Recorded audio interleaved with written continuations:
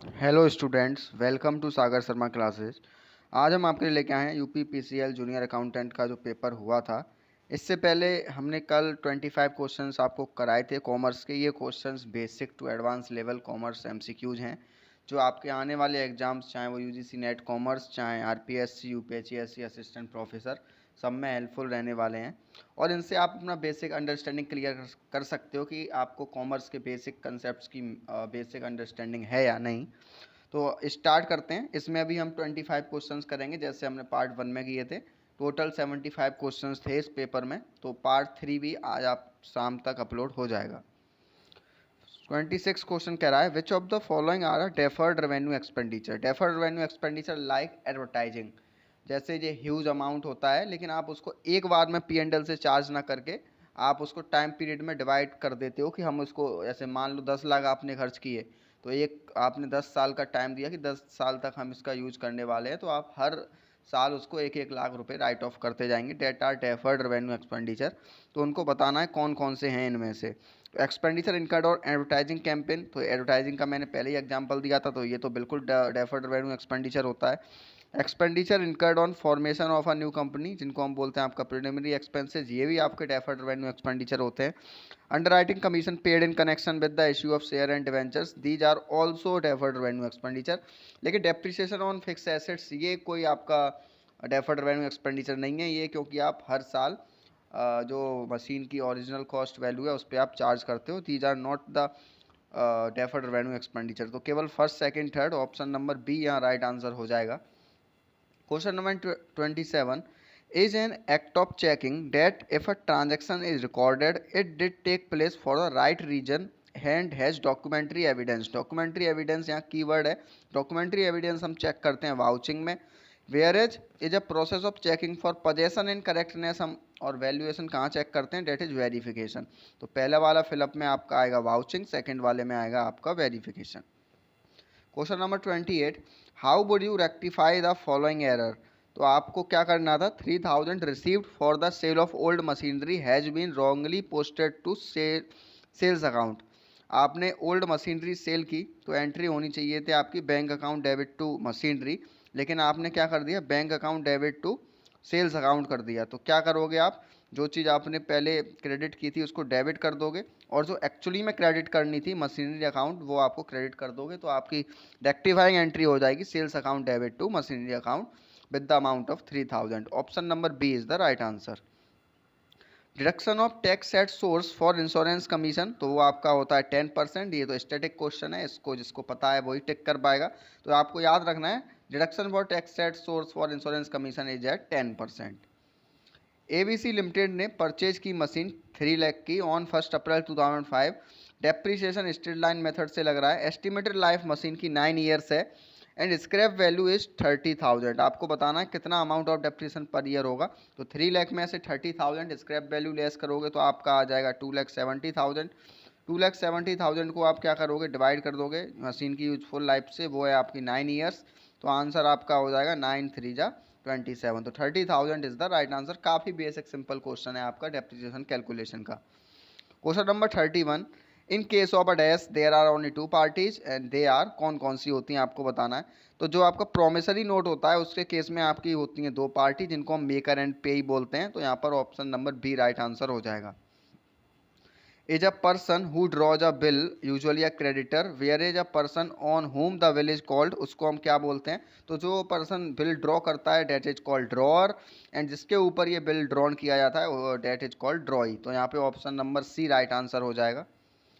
The head office account maintained by the branch is the nature of, आपको बताना है जो ब्रांच हेड ऑफिस का अकाउंट मेंटेन करती है उसका नेचर क्या होता है।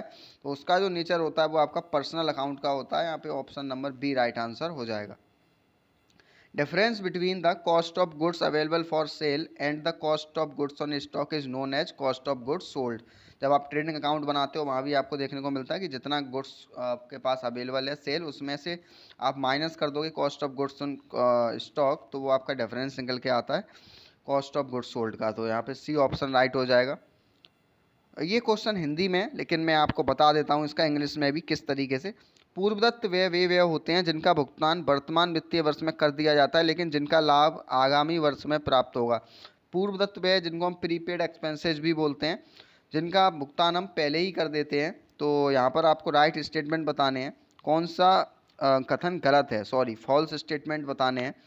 तो पहला वाला तो ठीक है, पूर्वदत्त व्यय वे होते हैं जिनका भुगतान वर्तमान वित्तीय वर्ष में कर देते हैं लेकिन जिनका लाभ आगामी वर्ष में होगा, जिनको हम प्रीपेड एक्सपेंसेस बोलते हैं, जिनका पेमेंट पहले कर दिया है लेकिन जिनका बेनिफिट बाद में मिलने वाला है, तो वही चीज़ लिखी हुई है, ये तो ठीक है। उपार्जित आय वे आय है जो वर्तमान वर्ष में प्राप्त हुई है लेकिन अभी तक अर्जित नहीं की गई है, उल्टा लिखा हुआ है। उपार्जित मतलब एक्रूड इनकम वो इनकम होती है जो आपने अर्न तो कर ली है लेकिन जो आपको रिसीव तो हो गई है लेकिन अभी तक आपने उसके लिए अर्जित नहीं किया है, काम नहीं किया है। तो ये उल्टा लिखा हुआ है, सेकंड वाला आपका गलत स्टेटमेंट है। और ये लिखा है बेटा आपका अस्थगित संप्राप्ति व्यय का लाभ न केवल वर्तमान वर्ष में बल्कि आने वाले कुछ वर्षों में मिलने की संभावना है, ये भी ठीक है। बकाया व्यय मतलब जो आपकी ड्यू इनकम है वर्तमान वर्ष से संबंधित नहीं होता है, हालांकि वास्तव में उसका भुगतान वर्तमान वर्ष के दौरान किया गया होता है, ऐसा नहीं होता है। तो यहाँ पे सेकंड और फोर्थ दोनों ही स्टेटमेंट आपके गलत होने वाले हैं। When a statutory auditor expresses an opinion on financial statement, his or her responsibilities extend to, तो underlying wisdom of the clients management decisions ऐसा नहीं है, वो क्लाइंट के मैनेजमेंट डिसीजन की उसके ऊपर नहीं है कि उसने जो बोला है वही सही होगा। An ongoing responsibility for the solvency of the company, active participation in the implementation of the advice given to the company, whether the results of the company's operating decisions are fairly presented in the financial statement। तो जो most appropriate answer लग रहा है वो आपका option number D ही लग रहा है, क्योंकि उसकी रेस्पॉन्सिबिलिटीज कहाँ तक हैं, उसको ये बताना है कि जो कंपनी के ऑपरेटिंग डिसीजंस हैं वो फेयरली प्रेजेंटेड किए गए हैं फाइनेंशियल स्टेटमेंट में। तो यहाँ option number D right answer हो जाएगा। Is followed where the goods are involve to the branch at, आपको बताना है कौन सा मेथड फॉलो होता है। तो यहाँ पे stock and debtor system follow होता है, where the goods are invoiced to the branch at selling price. तो ये आपको पता होना चाहिए, ब्रांच अकाउंटिंग में कुछ मेथड होते हैं ट्रांसफरिंग के, उसमें से स्टॉक एंड डेटर सिस्टम की यह बात की गई है। क्वेश्चन नंबर 38 कह रहा है the profit is affected only if the errors involves account which usually एपर। तो प्रॉफिट आपका या तो ट्रेडिंग अकाउंट से इफेक्ट होगा या प्रॉफिट एंड लॉस से होगा, तो trading and profit and loss account and not those which appear in balance sheet. Balance sheet में क्योंकि एसेट्स एंड लायबिलिटीज है, वहाँ प्रॉफिट से रिलेटेड कोई ऐसा आइटम नहीं होता है, तो यहाँ option number B right answer हो जाएगा।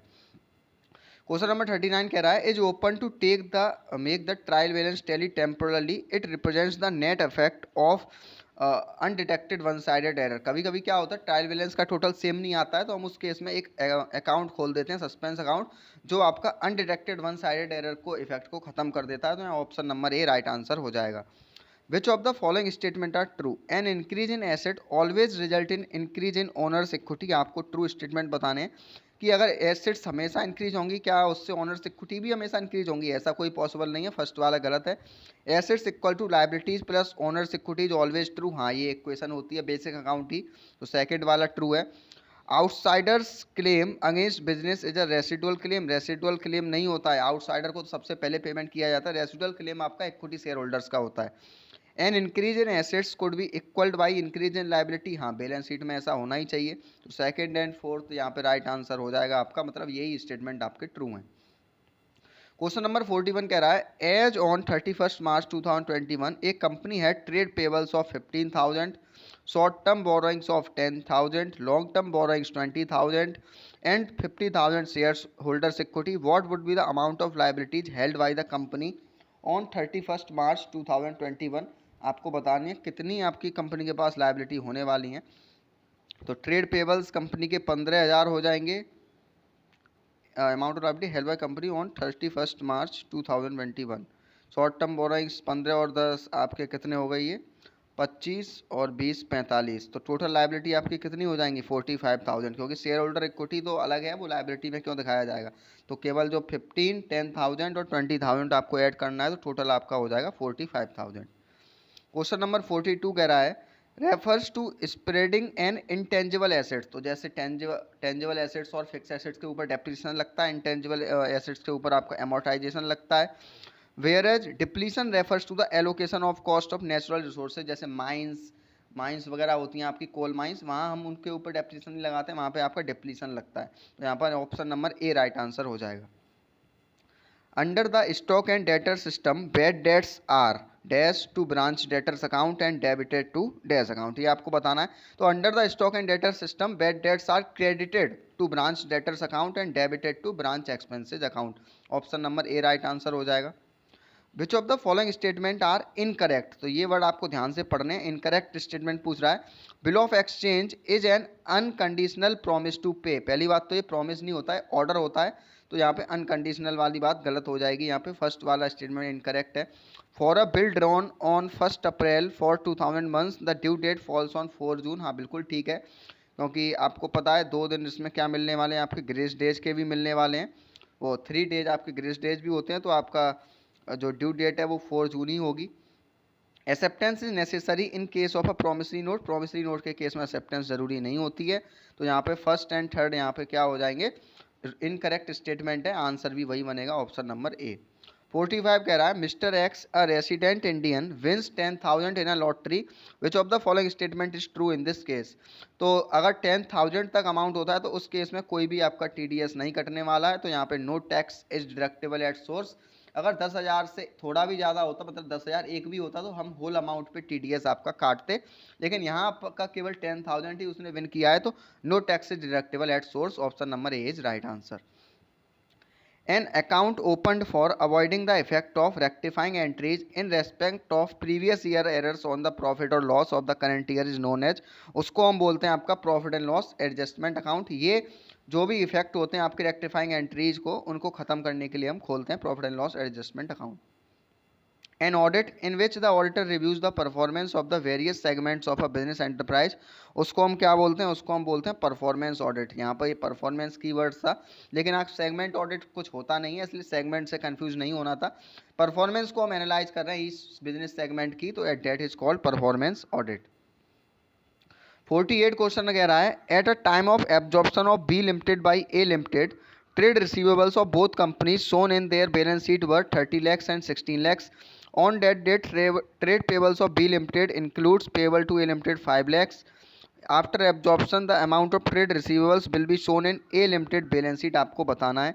तो आप देख लीजिए क्या क्या लाइबिलिटीज टेकन, क्योंकि जो ट्रेड पेबल्स हैं, रिसीवेबल्स हैं, वो एसेट्स हैं, सॉरी, तो कितनी कितनी हैं आपकी, तो ट्रेड रिसीवेबल वो both companies were 30 lakhs and 16 lakhs, तो 13 और 16 आपका 46 हो जाएगा, उसमें से -5 कर दोगे तो आंसर आपका आ जाएगा 41 lakhs। ये जो एग्जैक्ट अमाउंट है जो आपका ए लिमिटेड की बैलेंस शीट में शो किया जाएगा after the absorption, option number B right answer. 49 question है इज एन ओरिजिनल वाउचर, तो ओरिजिनल वाउचर हमेशा प्राइमरी वाउचर्स होते हैं in writing produce in support of an entry, whereas collateral voucher is a subsidiary voucher produce in the absence of an original voucher. अगर by chance original voucher misplace हो जाते हैं तो उस case में जो ऑडिटर है वो आपका कोलेटरल वाउचर्स को भी चेक कर सकता है, तो option number D right answer हो जाएगा।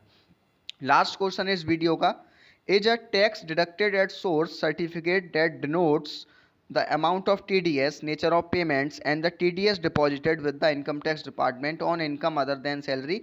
तो ये काफ़ी स्टैटिक और फैक्चुअल क्वेश्चन है, जिसको पता है कि फॉर्म 16A यूज़ किया जाता है, is a tax deducted at source certificate, जहाँ पर आपका अगर इनकम अदर देन सैलरी से रिलेटेड कुछ भी ट्रांजेक्शन्स हैं, वहाँ पे TDS का अमाउंट कट रहा है, nature of payment and TDS deposited, वहाँ फॉर्म 16A फिल किया जाता है। तो आशा करते हैं ये 25 क्वेश्चंस आपको पसंद आए होंगे, और जो पार्ट 3 है, जो जिसमें लास्ट 25 क्वेश्चंस हैं इस पेपर के, वो हम आपसे आज शाम तक डिस्कस कर लेंगे। तो अगर वीडियो पसंद आया करे तो चैनल को सब्सक्राइब और लाइक और कमेंट करके ज़रूर बताएं। धन्यवाद।